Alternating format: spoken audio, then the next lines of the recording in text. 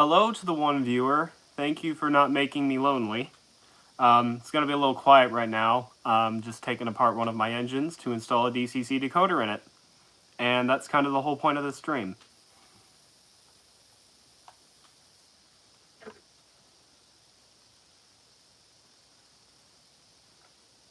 So yeah, sorry if I'm a little quiet. It's going to take a little while for things to get going.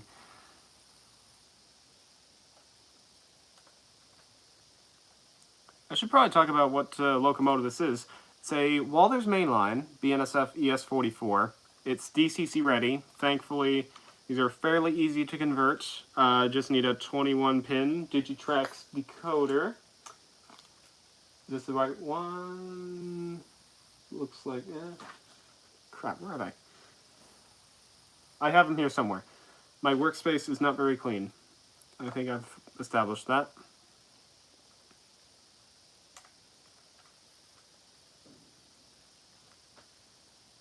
Good luck, man. It's midnight here.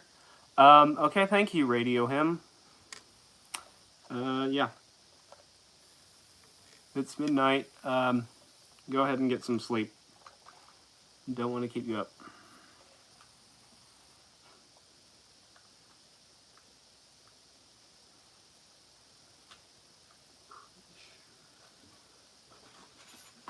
Where did I... Hello to the second viewer who just joined. I'm working on getting DCC in some of my stuff. Starting off with a Walthers ES44, which I am taking the body off right now. So, might be a little quiet just because I'm kind of locked in, for lack of a better term.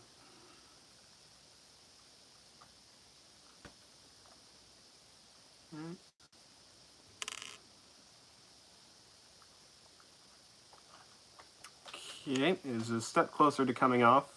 I've had this locomotive for several years, but it's always been DCC ready. I've always run it on analog, but as of late I've been getting a lot more into DCC, so I think it's about time I make the switch, and that is exactly what I'm doing with these locomotives, and I'm very glad I got the DCC ready now.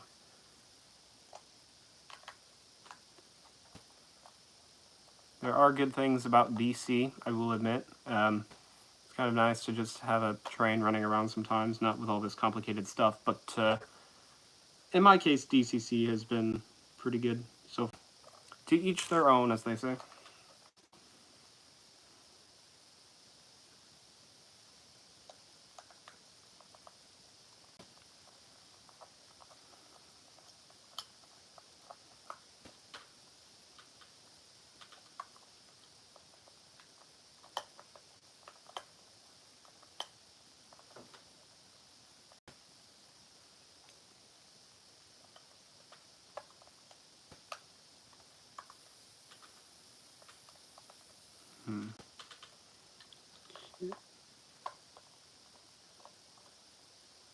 Screws can be a little tricky sometimes.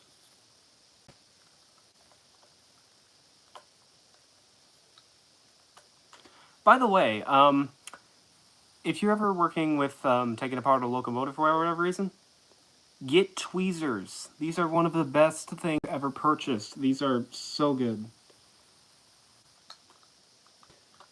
Sorry for the product placement, but tweezers are cool.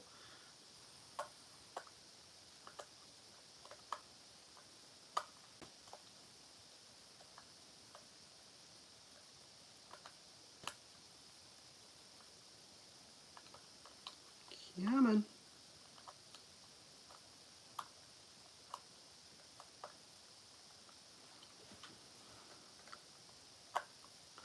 Thank you to the one person who's watching this riveting. Thank you to the two people who are watching this absolute riveting entertainment as I try to take the body off of this locomotive off camera.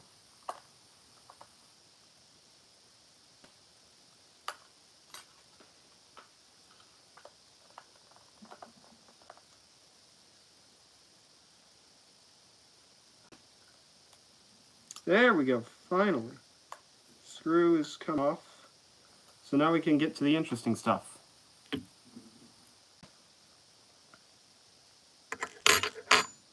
And yeah, as I've said, get some of these. If you're ever working with a locomotive or like unscrewing stuff or anything, get some tweezers. They're awesome. Anyway, now for the tricky part. Open body surgery.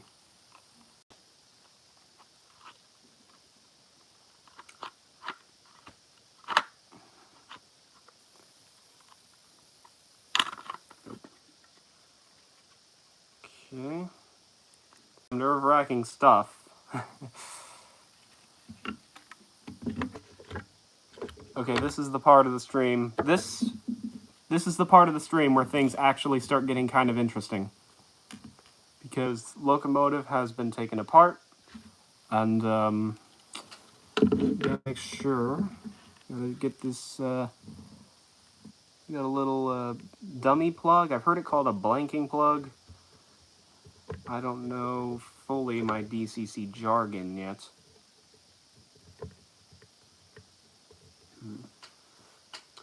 There's my screwdriver.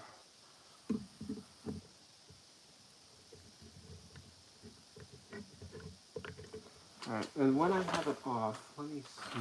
There they are. Okay, they were right here. Okay, yeah, so this... Alright, nobody's watching, awesome.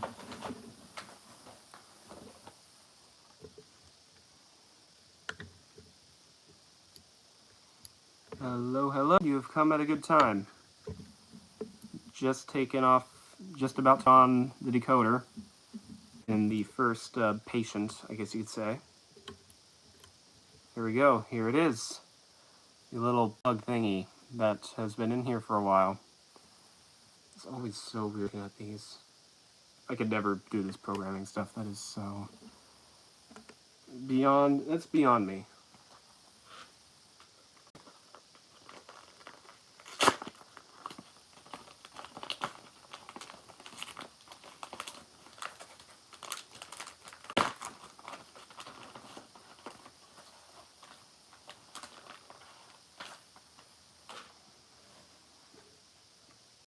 Okay, here we go. Here we go. We got our Digitrax 21-pin decoder. We have 21 pins. Let's do this.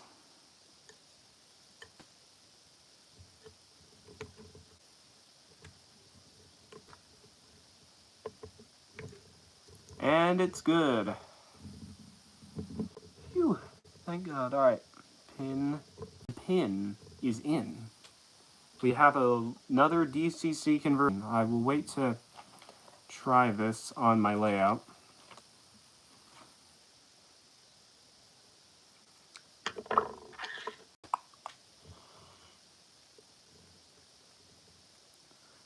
Okay.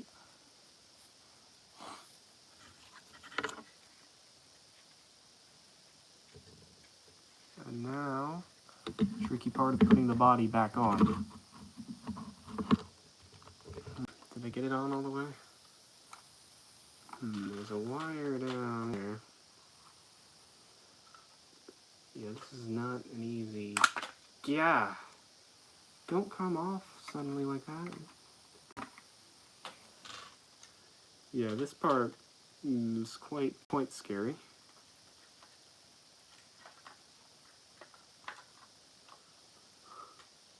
Oh, and now it's all gone over to the side.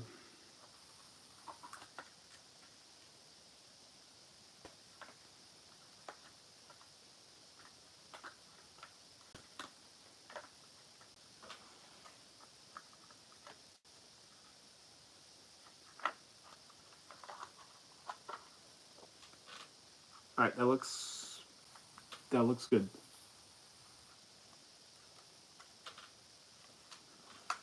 It's not on quite all the way yet. Feels way heavier.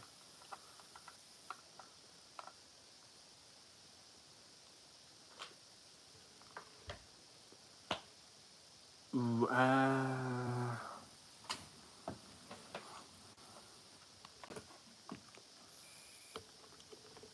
Alright, well that is one successful convert.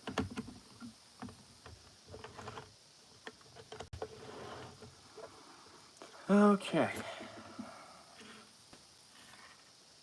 Now for patient number 2. Alright, just finished. Hello, Space Colony Productions. Thanks for joining. It's been a little quiet. It's been quite a while. If you could say, I guess you could say that, yeah. Just converted this to DCC.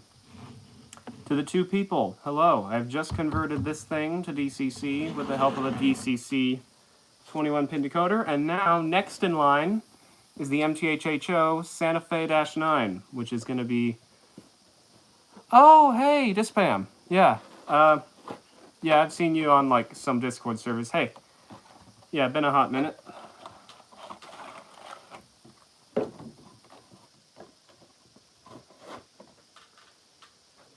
Yes, sir. This is going to be comparatively much more difficult than the... Here it is.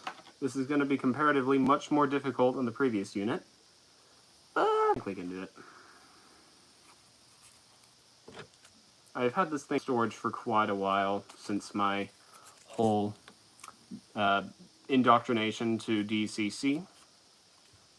DCC. I mean, if you like analog operation, that's cool. Personally, I've joined the DCC side. I'll put it that way. I have joined the DCC side.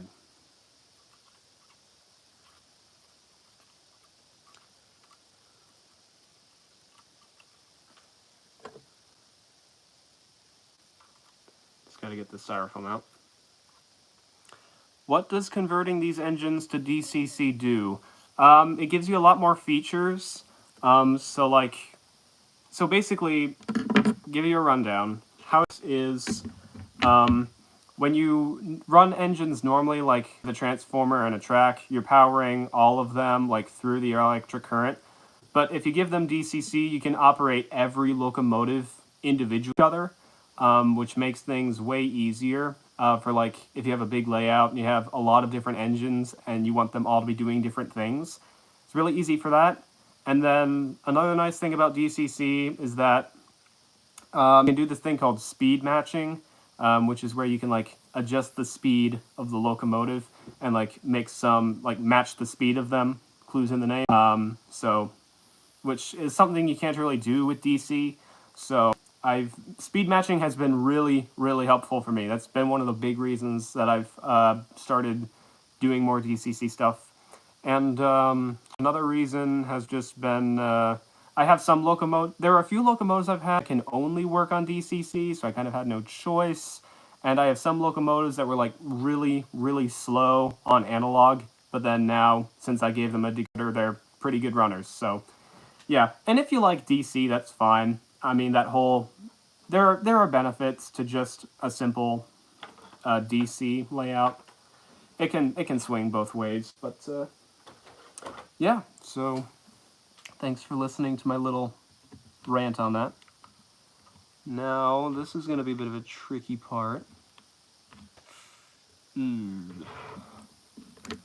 Gotta find some way to get the handrails off of this without breaking it. Okay, that's one. Got one. I am going to break something. I have a bad feeling. I got a feeling that tonight I'm gonna break something. That tonight I'm gonna break something. How long does it take to convert these guys to DCC? Not that long, actually. I mean, pretty much the only thing you really gotta do, if you want to keep it simple anyway, you just got to take the body off. There's a little place where you can put in a decoder, if it's DCC ready. That's the main thing. All of these are DCC ready, which means you can put a decoder in them if you want, which is exactly what I'm doing. So, yeah, it's just take the body off. There'll be a place to put the decoder. Usually they say so on the manual where it is. You put the decoder in. You will have to program it to like a certain row number because they're all programmed to a certain number by default. But then you'll have a DCC locomotive on its way. You can program it to different stuff. I'm still quite a novice when it comes to DCC. I know like the bare minimum, like the programming stuff with like the road numbers and the stuff called something called a CV, control variable, I think is what it stands for. So it's rather complicated, but I do still think it's worth it. Breaking this handrail, I swear, if I break this handrail, I'm a bit of a klutz. Oh, yep, there we go. I did not break it. Let's go. Okay. So that's the first thing I had to do. Second thing is, there's some clips. Aha! Some clips on the bottom. How many engines have had the DCC treatment? Honestly, I don't know. Probably like 6, and I have over a dozen engines. Some of them were DCC to begin with, which is another reason why I've been doing this, because the DCC ones cannot really run with the non-DCC ones, so I don't even know how many, but I've bought several decoders so far.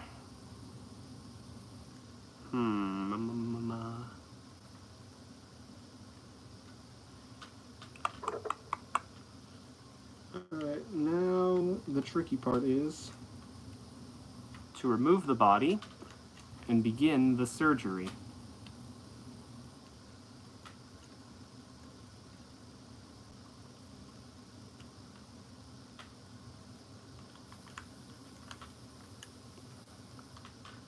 Steam engines that haven't had the best time of preservation. Some of the likes of 1015, 578, and 3377. Yeah, I've heard of quite a few of those. Thanks for joining.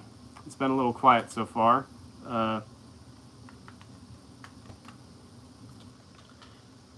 I'm getting close. The body is getting loose. I don't know if there's something else. I tried looking for the instruction.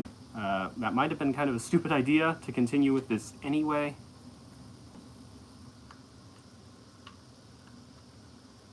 Yeah, this is kind of tricky. I gotta find the last bug.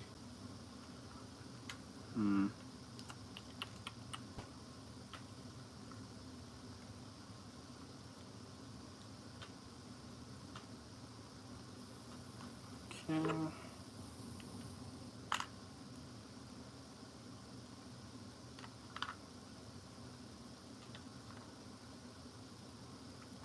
To the 4 people who have joined, hello. Thank you for keeping the stream alive.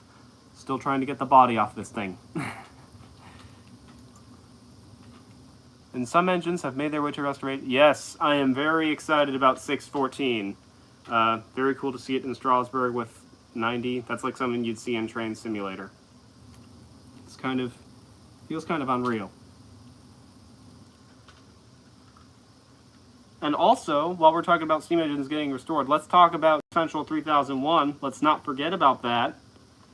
Man, that's quite an awesome feat, and I wish the Fort Wayne Society the best in getting that thing back on the main, because, man, that would be awesome.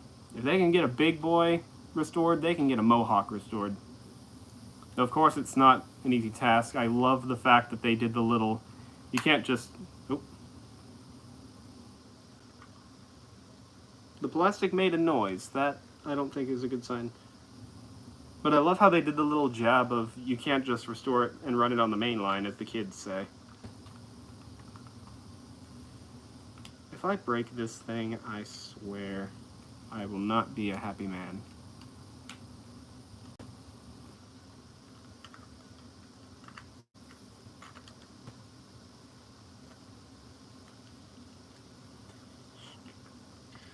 I hate to say it, but I might have to do this off camera.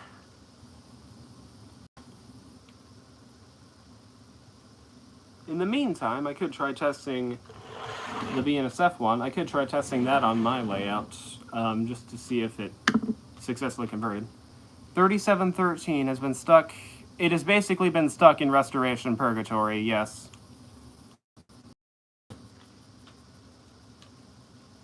Yeah.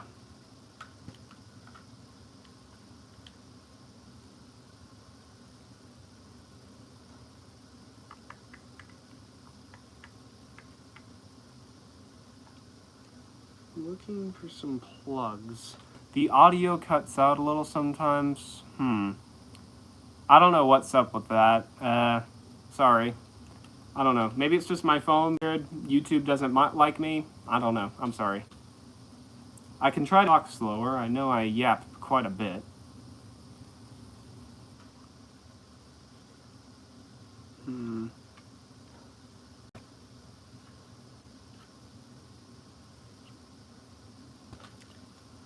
Yeah, I don't know. I'm sorry. I don't know what to do about that. I'm not very technical with that kind of stuff.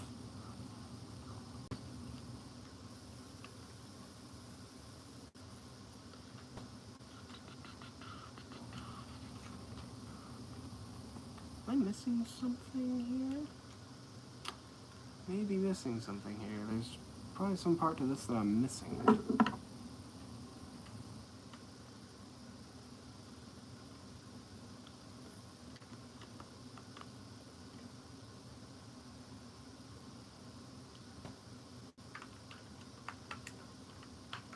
Oh, wait. Something has come loose. I don't know if it's supposed to come loose or not, but it came loose.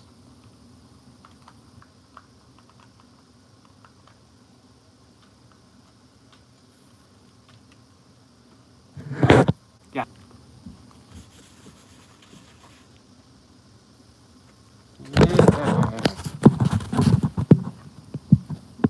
What also sucks is my battery has been going down a bunch.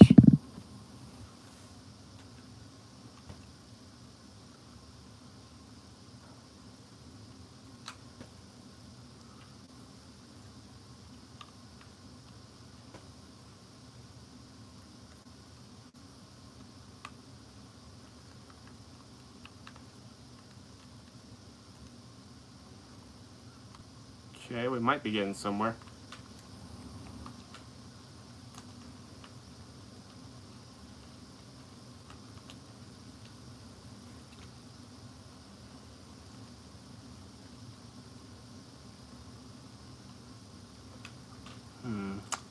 Shoot. Alright.